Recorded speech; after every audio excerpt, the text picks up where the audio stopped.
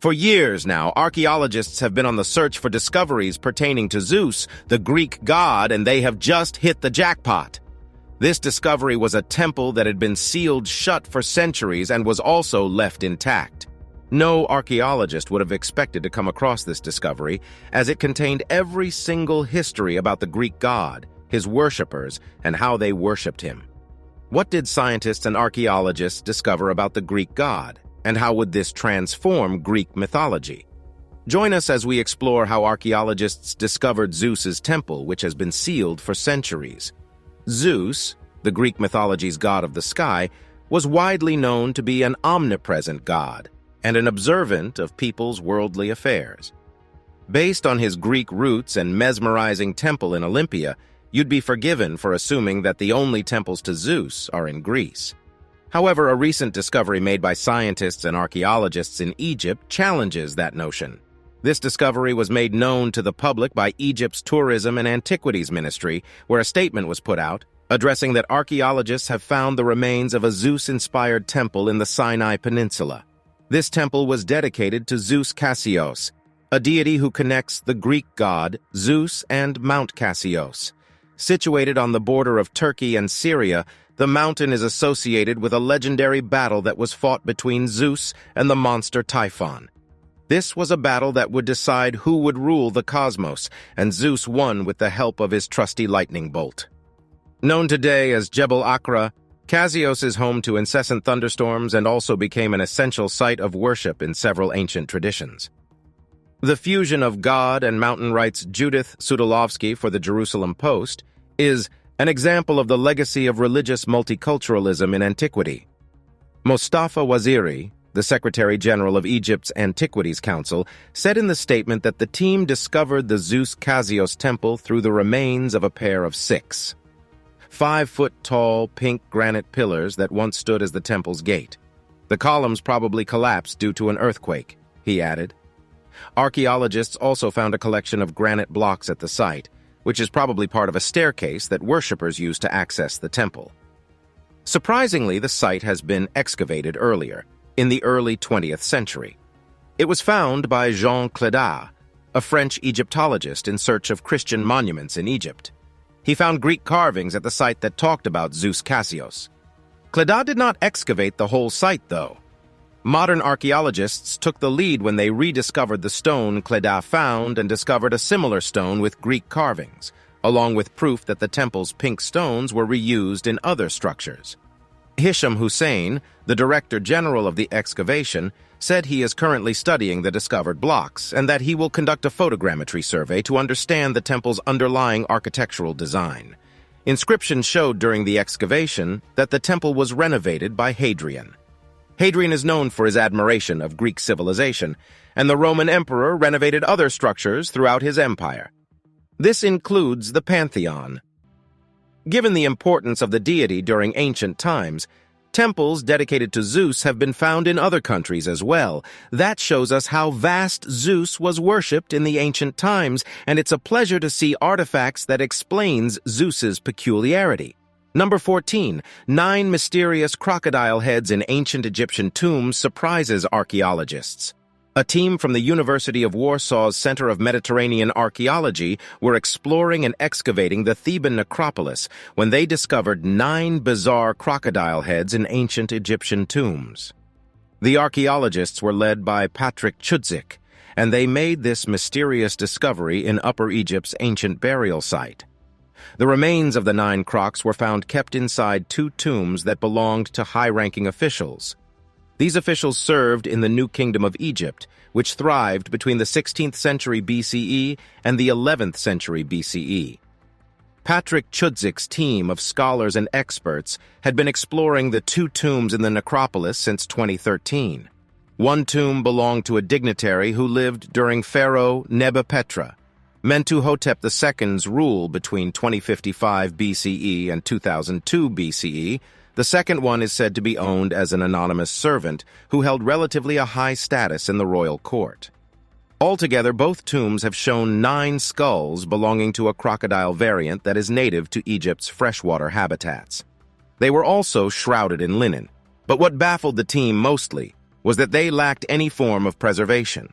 Chudzik said in a statement, "This is a completely unusual discovery, and the first of its kind in the history of research in Egypt. We know of many crocodile mummies that have been found along the Nile. They are all mummies of whole crocodiles that have been deposited in specially prepared catacombs of sacred animals, in this case crocodiles or sacred animals of the god Sobek.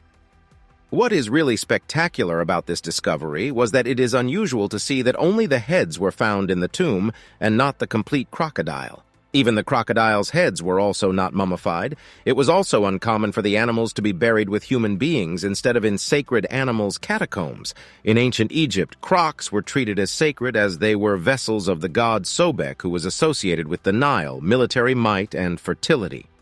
This god had a large following throughout the 3 periods of pharaonic Egypt. It was during the Middle Kingdom, which was from 2055 BCE to 1650 BCE, that it reached its peak. Amenemhat III, the 12th dynasty pharaoh, commissioned the building of dedicated cultic sites to Sobek. Having made this unusual find, Chudzik feels that more research needs to be conducted for the mystery about these buried crocodile heads to be unraveled. 13. Pyramid of an unknown queen found near King Tut's tomb. A century after the discovery of King Tut's tomb, a team of archaeologists unearthed several coffins, mummies, and artifacts, a series of interconnected underground tunnels, and the pyramid of a never-before-known ancient Egyptian queen. The team found out that her name was Neith, but there was something fishy. Her name did not appear in the historical record according to Egypt's former state minister for antiquities, Egyptologist Zahi Hawass. Therefore, more work will have to be put in order to learn about her story and how she ruled. Archaeologists have been excavating a site about 20 miles south of Cairo called Saqqara. They discovered a trove of coffins and mummies, possibly belonging to some of King Tutankhamun's closest advisors and generals.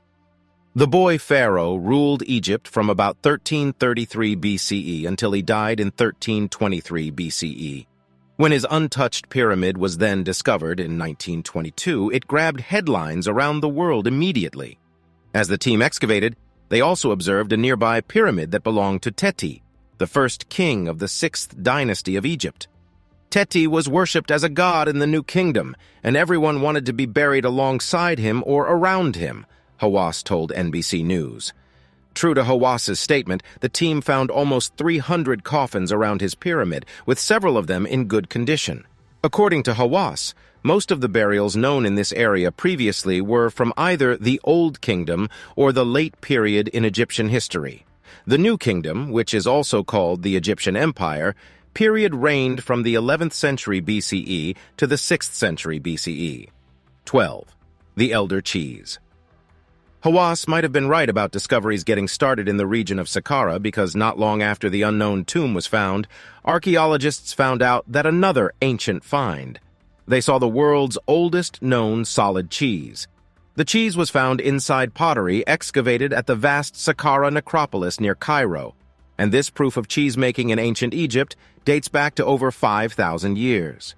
The cheese, which scientists saw as halloumi, was seen during a new round of excavations, according to Egypt's Ministry of Tourism and Antiquities. Archaeologists and researchers studied the cheese, and they saw that it dates back to the 26th or 27th Egyptian dynasty, approximately between 688 and 525 BC. Dr. Mustafa Waziri, the Secretary General of the Supreme Council for Archaeology, noted that ancient Egyptians used to call the white cheese haram, which was also regarded as halloum in Coptic times. Protein analysis depicted that the 3300-year-old powdery white substance was probably a mixture of goat and either cow or sheep milk made into a cheese.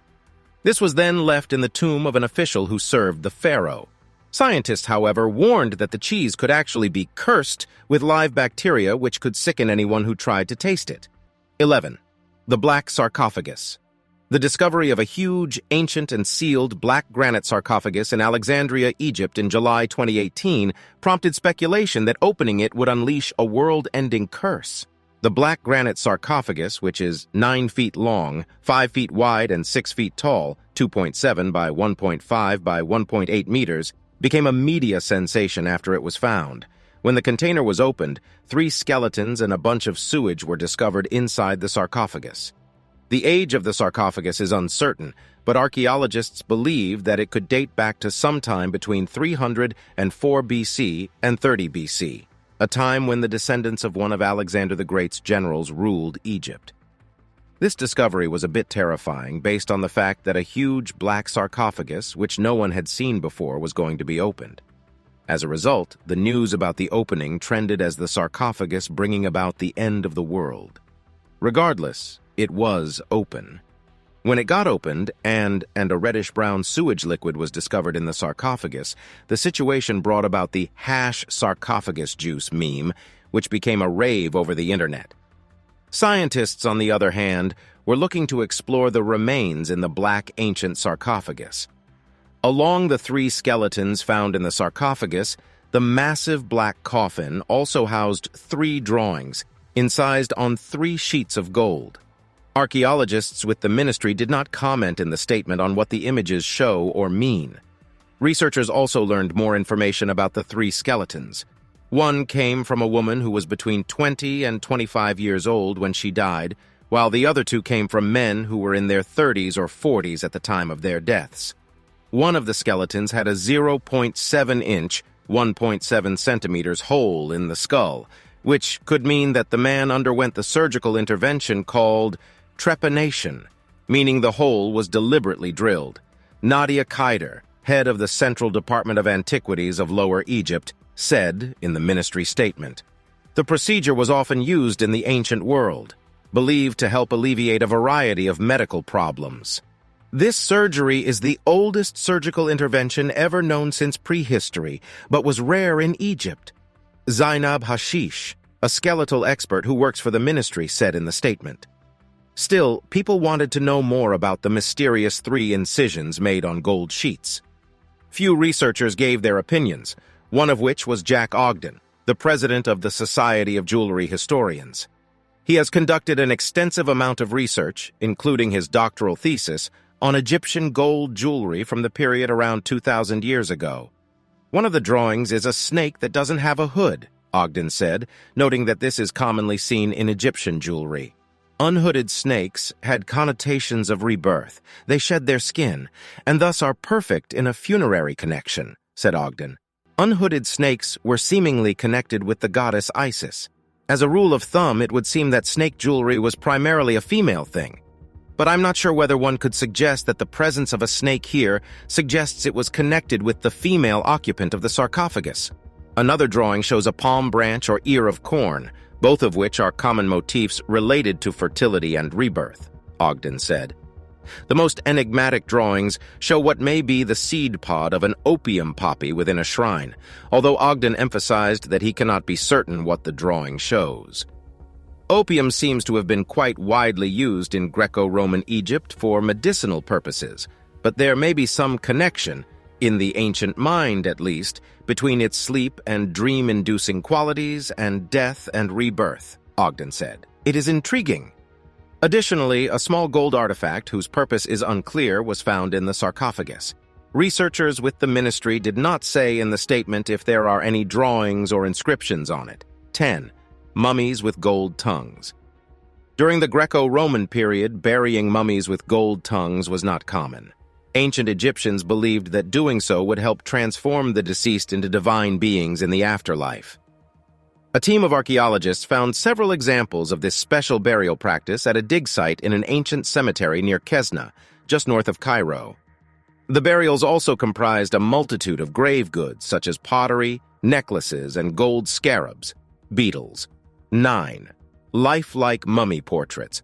While excavating a necropolis in the ancient Egyptian city of Philadelphia, archaeologists unearthed 2 complete mummy portraits, as well as multiple incomplete portraits of people buried in the cemetery. Researchers think the deceased was likely middle class or elite, since back then it would have been costly to commission custom paintings of their likenesses. Because of looting, it's also incredibly rare for archaeologists to find mummy portraits, with the last recorded examples discovered in the 1880s. 8. Falcon Shrine and a cryptic message about boiling heads. Archaeologists stumbled upon a real head-scratcher after discovering a 1700-year-old shrine featuring 15 headless falcons on a pedestal and a stone monument depicting two unknown gods in Berenike, a port on the Red Sea. Found next to the pedestal was an iron harpoon, but what really dumbfounded researchers were the inscription in Greek they spotted in one of the shrine's back rooms, which read, "It is improper to boil a head in here." 7. Gold ring featuring the likeness of the god of fun. Here's further proof that even ancient Egyptians liked to have a good time. While exploring a burial site in Akhetaten, modern-day Amarna, a city south of Cairo, archaeologists found a treasure trove of gold artifacts, including a necklace and 3 rings. One piece of jewelry stood out for its engraving of Bes, also known as the god of fun. Ancient images of the fun-loving deity can be found throughout Egypt. He is often depicted as a dwarf who not only enjoyed playing music and partying, but also protected women during childbirth. 6. Protective childbirth tattoos. Before giving birth, some ancient Egyptian women would get tattoos as a form of protection during childbirth. Archaeologists discovered 6 examples of this practice while studying mummies buried at Deir el-Medina, an archaeological site located along the banks of the Nile River. Finding ancient tattoos is a rarity since the skin would need to be preserved, and archaeologists make it a practice to not unwrap mummies. However, in this case, portions of the bodies were exposed, including the lower back of a woman whose ancient ink included black lines and a depiction of Bes, a deity that protected women during childbirth. 5. Vast water tunnel. Archaeologists discovered a 281-foot-long, 1,305 meters, tunnel beneath a temple in Taposiris Magna, an ancient city located west of Alexandria, Egypt. It's thought that, at one time, the massive tunnel was used to transport water to citizens and is an exact replica of the Eupalinos tunnel on the Greek island of Samos, which is considered an engineering marvel. 4. Birds in an Egyptian masterpiece. A painting containing birds both in flight and perched next to a marsh is so detailed that modern-day researchers used a copy of it to name the exact species painted on the 300-year-old artwork. Archaeologists found the masterpiece a century ago on the walls of a palace at the ancient Egyptian capital of Amarna. But it wasn't until recently that researchers identified the species depicted in the work, including a pied kingfisher, Cerul rudis, a red-backed shrike, Lanius colurio, and a white wagtail, Motacilla alba. 3.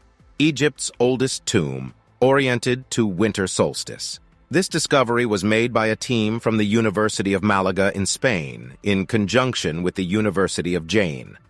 On this exploration, they discovered Egypt's oldest tomb that is oriented towards the sunrise on the winter solstice.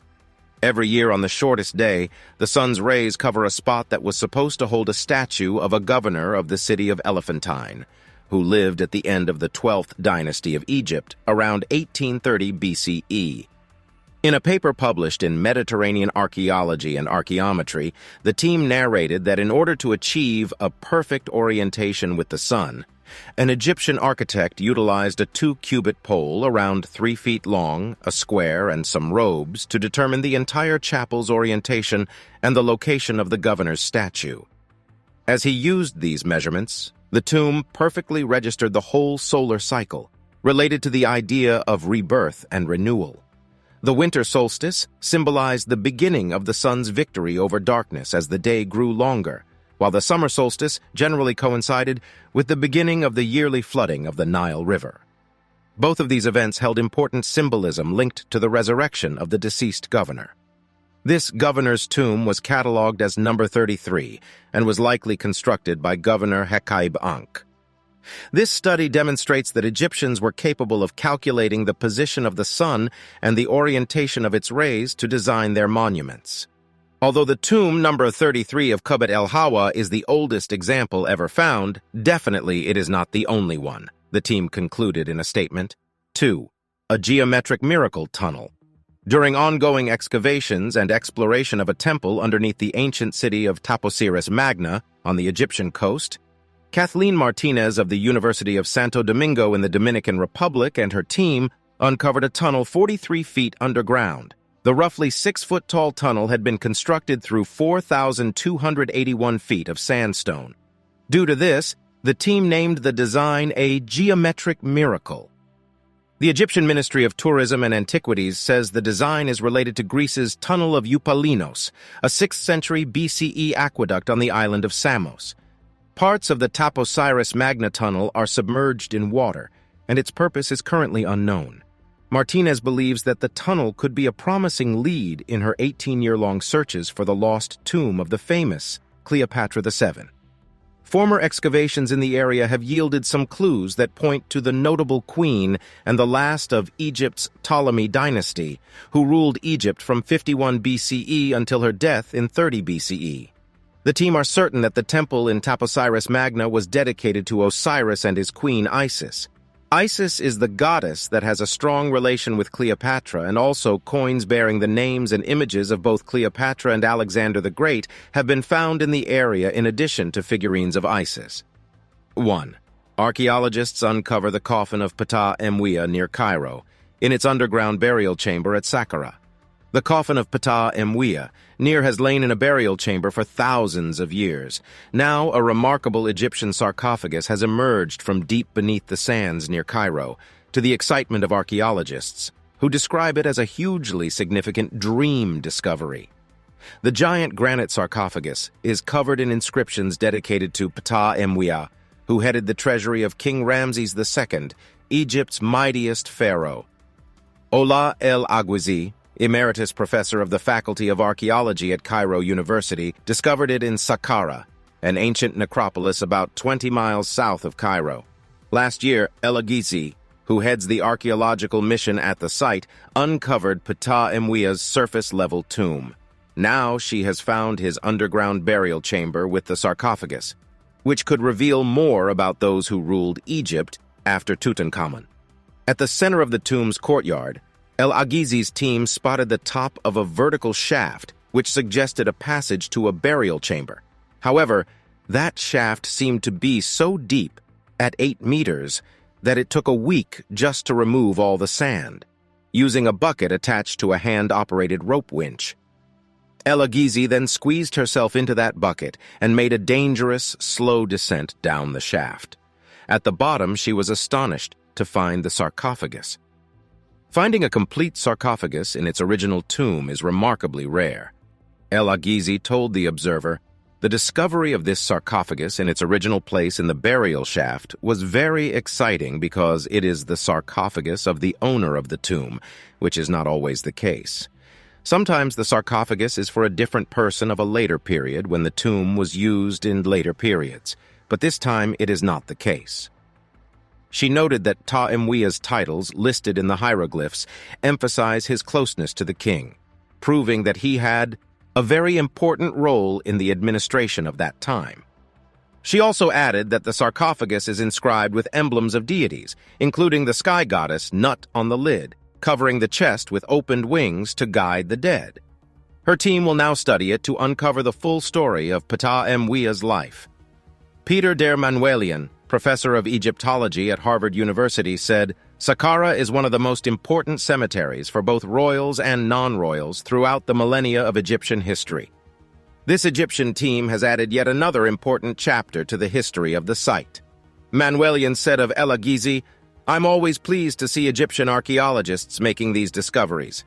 There's a long history of Western archaeologists doing this work, so it's great to see their own discoveries. And the fact that she's a woman archaeologist, an Egyptian woman archaeologist, is even more welcome." Tom Cook, the documentary series producer, paid tribute to El-Agwizi and her fabulous discovery.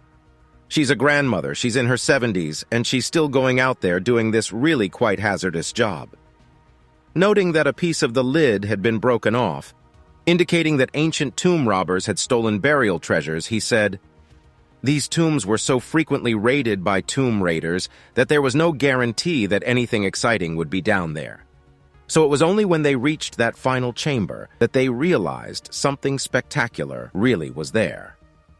These discoveries are one that would always continue to be talked about for a lifetime and educate us alongside about the ancient people and their ways.